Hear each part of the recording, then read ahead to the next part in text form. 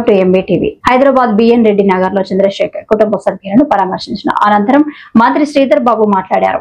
అన్ని రకాలుగా అండగా ఉంటామని అధైర్యపడొద్దంటూ భరోసానిచ్చారు. రాష్ట్ర ప్రభుత్వం తరపున బాధిత కుటుంబానికి 5 లక్షల ఎక్స్‌గ్రేషియా ప్రకటించారు. మృతుడి సోదరులకు అర్హతలకు అనుగుణంగా ప్రైవేట్ లో లేదా అవుట్ సోర్సింగ్ ద్వారా ఉపాధి అవకాశాలు కల్పించేందుకు చర్యలు తీసుకుంటామని హామీ ఇచ్చారు. ఉండాలని మేము చెప్పడం జరిగింది.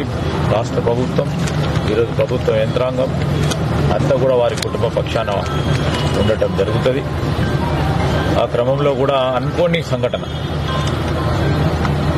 ఒక దుర్ఘటన, హంతకులతోని చంపబడ్డ మరి ఈ సోదరుడికి సంబంధించిన కుటుంబాన్ని ఆదుకోవాలి అని ముఖ్యమంత్రి గారు మరి వారి కుటుంబానికి 5 లక్షల రూపాయల ఎక్స్‌గ్రేషియాను ప్రభుత్వం తరఫున ప్రకటించడం, దానికి తోడు వారి ఇద్దరు అన్నలు కూడా బాగా చదువుకున్న వ్యక్తులు,